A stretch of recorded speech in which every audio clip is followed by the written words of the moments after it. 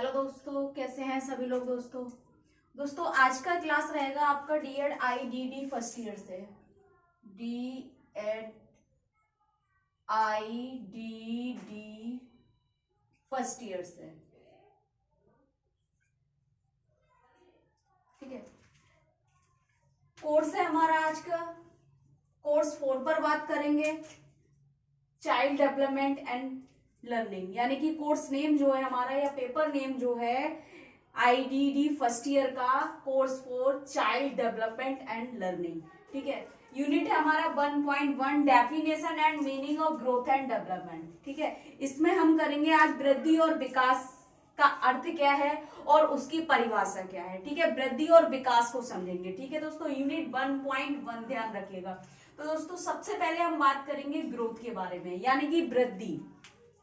वृद्धि क्या है दोस्तों, अक्सर हम क्या है वृद्धि और विकास दोनों चीजें एक साथ देखते हैं। यहाँ पर बात हो रही है चाइल्ड डेवलपमेंट की, यानी कि बालक के शरीर की वृद्धि, ठीक है। या हम कह सकते हैं बालक के बाल विकास और वृद्धि, यानी बालक के विकास और वृद्धि की बात की जा रही है। तो पहले हम वृद्धि की बात करेंगे या मानव वृद्धि की बात करेंगे, ठीक है दोस्तों। देखिए वृद्धि संबंधित है हमारे शरीर की संरचना से, यानी कि वृद्धि हम कह सकते हैं वृद्धि एक मात्रात्मक पहलू है जिसे मापा जा सकता है लेकिन गुणात्मक नहीं है, ठीक है। और वृद्धि क्या है दोस्तों,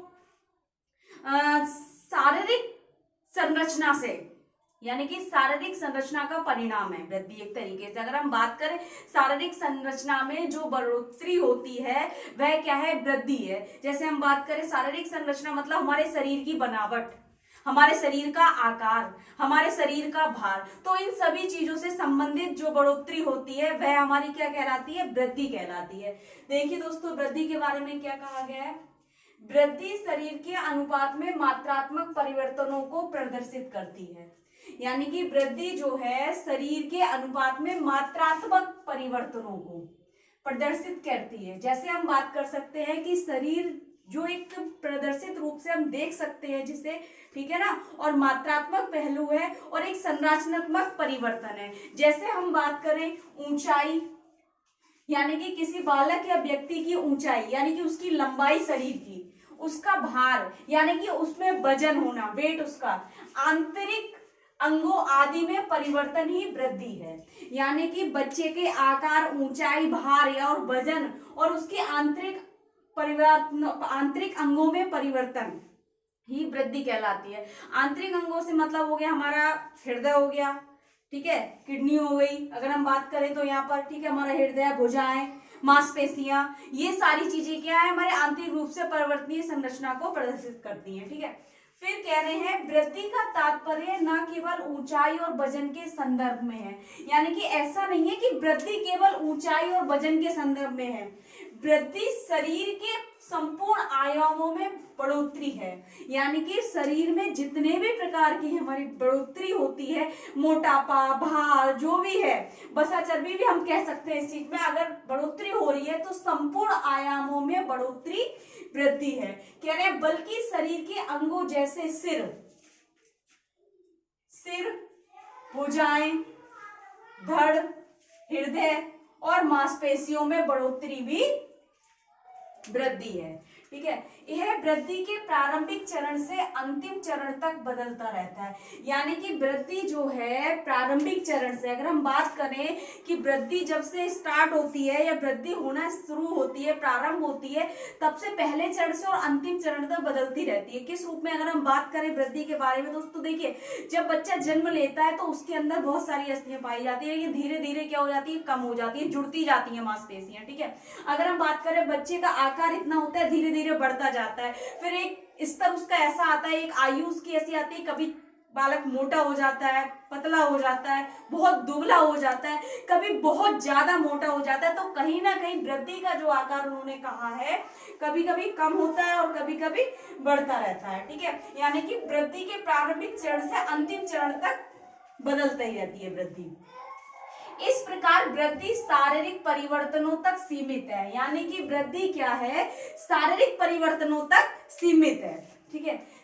जो परिणाम योग्य है, यानी कि जो परिणाम योग्य है। क्रो ने इसको परिभाषित करते हुए कहा है वृद्धि दैहिक एवं संरचनात्मक परिवर्तन को संदर्भित करता है या करती है। तो उन्होंने वृद्धि को कहा है दैहिक एवं संरचनात्मक परिवर्तन, यानी कि जो हमारे शरीर में संरचनात्मक परिवर्तन है वह क्या है, वृद्धि है। कहा है हमारे शरीर की संरचना या आकार में बढ़ोतरी ही वृद्धि कहलाती है। एक लाइन में क्रो ने इसको परिभाषित किया है कि हमारे शरीर की संरचना या आकार में बढ़ोतरी ही वृद्धि कहलाती है। ठीक है दोस्तों, तो ये तो हमारी वृद्धि यानी कि ग्रोथ। डेवलपमेंट क्या है दोस्तों, विकास के बारे में देखिए। विकास देखिए दोस्तों, बालक का एक गुणात्मक परिवर्तन है, यानी कि बालक के विकास का गुणात्मक परिवर्तन है जिसे हम देख नहीं सकते, माप सकते हैं। गुणात्मक और मात्रात्मक दोनों है, ठीक है, क्वांटिटेटिव और क्वालिटेटिव। अब देखिए विकास क्या है, विकास एक जीवन प्रयत्न चलने वाली प्रक्रिया है, यानी कि विकास क्या है, जीवन प्रयत्न यानी कि जन्म से लेके मृत्यु तक चलने वाली प्रक्रिया है। ठीक है, जो कभी खत्म नहीं होती, लेकिन हाँ कभी इसकी गति तेज हो जाती है तो कभी ज्यादा हो जाती है। ठीक है, कह रहे हैं कि विकास एक जीवन प्रयत्न चलने वाली प्रक्रिया है जो गर्भधारण यानी कि जन्म से पूर्व अवस्था से, यानी कि जब माँ गर्भधारण करती है उससे जन्म से पूर्व अवस्था से आरंभ होती है और मृत्यु तक चलती रहती है। इसीलिए कहा है कि विकास क्या है, एक जीवन प्रयत्न चलने वाली प्रक्रिया है जो कह रहे हैं कि गर्भावस्था से लेकर मृत्यु तक चलती रहती है। ठीक है, लेकिन सभी प्रकार के विकास मृत्यु तक नहीं चलते। बिल्कुल सही है कि विकास जीवन प्रयत्न चलने वाली प्रक्रिया जरूर है, लेकिन कुछ विकास के क्षेत्र ऐसे हैं जो जीवन प्रयत्न नहीं चलते या कुछ समय तक रहते हैं और उसके बाद वे पूर्ण हो जाते हैं। जैसे विकास के क्षेत्रों की अगर हम बात करें दोस्तों, तो विकास के निम्नलिखित क्षेत्र हैं। जैसे हम बात करें शारीरिक विकास हो गया, जो सबसे ज्यादा महत्वपूर्ण विकास है हमारे अन्य विकासों के लिए, यानी कि शारीरिक विकास पे ही हमारे और सभी विकास निर्भर है। सबसे पहला विकास है हमारा शारीरिक विकास। बच्चे का सबसे पहला जो विकास होता है शारीरिक विकास होता है। उसके बाद मानसिक या मस्तिष्क के विकास हम कह सकते हैं, फिर संवेगात्मक विकास, फिर भाषा विकास, फिर सामाजिक विकास। ठीक है, ये हमारे विकास के कुछ मुख्य प्रमुख क्षेत्र हैं।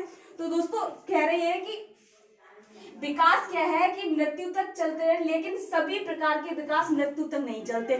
शारीरिक एक ऐसा विकास है जो वयस्क अवस्था से प्रारंभ होने पर रुक जाता है या पूर्ण हो जाता है।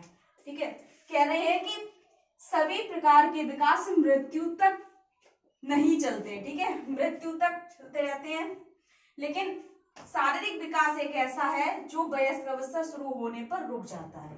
ठीक है, क्योंकि उसके शारीरिक विकास की अगर हम बात करें, कोई भी बच्चा जो है या बालक व्यक्ति, उसका क्या है 18 वर्ष तक से पूर्व उसकी जितनी अगर लंबाई होनी होगी उतनी लंबाई हो जाएगी। उसके बाद उसकी लंबाई में कोई बढ़ोतरी नहीं होगी। उसके भार में बढ़ोतरी हो सकती है लेकिन लंबाई में बढ़ोतरी नहीं हो सकती। ठीक है, फिर कह रहे हैं विकास एक निरंतर चलने वाली प्रक्रिया है, परंतु विभिन्न आयु स्तरों पर इसकी गति में परिवर्तन होता रहता है।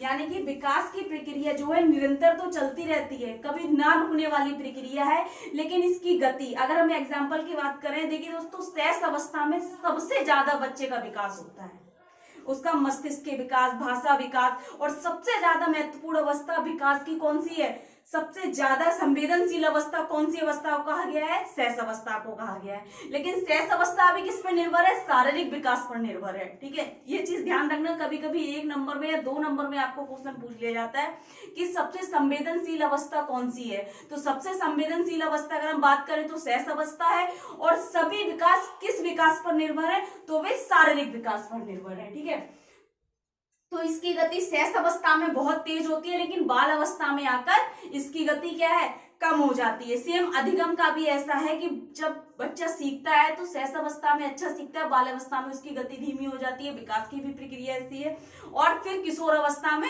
फिर तेज हो जाती है इसकी। ठीक है, कह रहे हैं विकास मात्रात्मक भी है और गुणात्मक भी है, यानी कि विकास क्या है, मात्रात्मक एवं गुणात्मक दोनों होता है। यानी कि विकास को मापा भी जा सकता है और इसके गुणों को समझाया प्रदर्शित रूप से देखा भी जा सकता है। फिर कह रहे हैं स्किनर ने इसको देखिए किस रूप में परिभाषित किया है, विकास एक क्रमिक और मंद गति से चलने वाली प्रक्रिया है।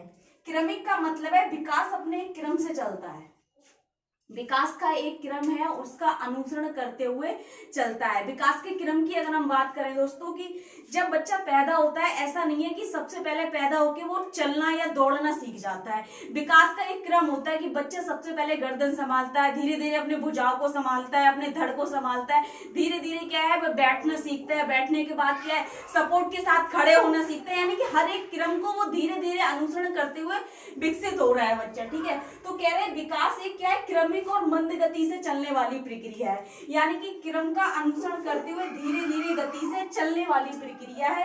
कह रहे हैं जब हमारे मानसिक और सामाजिक, संवेगात्मक तथा बौद्धिक पक्षों में परिपक्वता आती है उसे विकास कहते हैं। कह रहे हैं कि हमारे मानसिक और सामाजिक और संवेगात्मक पक्षों में, अब ये मानसिक और सामाजिक और संवेगात्मक पक्ष किससे संबंधित है? सभी मानसिक विकास से संबंधित है, जिसमें कह रहे हैं सामाजिक, संवेगात्मक और बौद्धिक पक्षों में अगर परिपक्वता मतलब मैच्योरेशन, अगर मैच्योरिटी आती है तो उसे विकास कहते हैं। विकास को दोस्तों, विकास की जो निम्नलिखित अवस्थाएं बताई गई है दोस्तों, देखिए मानव विकास निम्नलिखित अवस्थाओं से होकर गुजरता है। कौन कौन सी अवस्थाएं हैं? सबसे पहले कह रहे हैं गर्भावस्था। गर्भावस्था होती है हमारी जन्म से पूर्व, जन्म से पूर्व, जन्म से पूर्व की अवस्था। जन्म से पूर्व हमारी कई सारी अवस्थाएं होती हैं, ठीक है। भ्रूण अवस्था, डिंब अवस्था, बीज अवस्था, भ्रूणावस्था, ये सारी अवस्थाएं जन्म से पूर्व होती हैं। उसके बाद आती है हमारी शेष अवस्था। शेष अवस्था होती है हमारी 0 से 6 वर्ष तक की, यानी कि हम बात करें जन्म से लेके 6 वर्ष तक की। जब बच्चा जन्म लेता है और 6 वर्ष तक का होता है वो शेष अवस्था में। उसके बाद आती है दूसरी अवस्था 6 से 12 वर्ष, 12 वर्ष, ठीक है। किशोर अवस्था है हमारी 12 से 18 वर्ष। उसके बाद है वयस्क अवस्था 18 से मृत्यु तक, 18 से मृत्यु तक। तो 1 2 3 4 5 अवस्था, यानी कि मानव विकास या बाल विकास की जो है 4 अवस्थाओं से होकर गुजरता है। अगर आप अब के अध्ययन की बात करें तो इन अवस्थाओं को भी, यानी कि मानव विकास के, बाल विकास की अवस्था को भी 2 भागों में बांट दिया गया है दोस्तों। जब हम इसके स्टेजेस करेंगे तब आपको बताएंगे। एक तो है आपका जन्म से पूर्व, जन्म से पूर्व अवस्था, ठीक है, और दूसरी है हमारी जन्म के बाद, जन्म के बाद। अब जन्म से पूर्व मतलब हमारी जो गर्भावस्था से, गर्भावस्था की जितनी भी अवस्थाएं आती हैं, समझ रहे हैं। गर्भावस्था से पहले, जैसे कि अभी मैंने आपको एग्जांपल में बताया, गर्भावस्था से पहले हमारी बहुत सारी अवस्थाएं आएंगी, जैसे भ्रूण अवस्था, ठीक है, भ्रूण अवस्था, बीज अवस्था, ठीक है, डिंब अवस्था और भ्रूणावस्था, भ्रूणावस्था, ठीक है, ये सारी। और जन्म के बाद आ जाएंगी हमारी, यहां से शुरू हो जाती है, गर्भावस्था को हटा दीजिए, सबसे पहले आ जाएगी हमारी यहाँ पर शैशवावस्था, शैशवावस्था, ठीक है। उसके बाद आ जाएगी हमारी बाल्यावस्था, ठीक है, शैशवावस्था, बाल्यावस्था, किशोरावस्था और फिर वयस्क अवस्था, ठीक है। जन्म के बाद की ये अवस्था हो गई, जन्म से पूर्व की अवस्था ये हो गई, ठीक है। तो दोस्तों ये अवस्थाएं आपको हो सकता है 2 नंबर में पूछ ली जाए, इसलिए मैंने आपको बता दिया कि अगर अब देखेंगे स्टेजेस के बारे में आ जाएगा कि मानव विकास की अवस्थाओं को कौन से 2 भागों में बांटा गया, तो आपको पता होना चाहिए जन्म से पूर्व अवस्था और जन्म के बाद की अवस्था, ठीक है दोस्तों। तो ये हमारा आज ये कॉन्सेप्ट क्लियर हो गया वृद्धि और विकास का, ठीक है। अगर इसके बारे में आपको कुछ समझ नहीं आ रहा है या कुछ डाउट लग रहा है या कुछ गलत लग रहा है तो आप कमेंट बॉक्स में जाके कमेंट कर सकते हैं, और ज्यादा से ज्यादा वीडियो शेयर कीजिए, लाइक कीजिए और चैनल को सब्सक्राइब कर दीजिए ताकि नेक्स्ट आने वाली क्लास आप तक पहुंचती रहे दोस्तों। Thank you so much.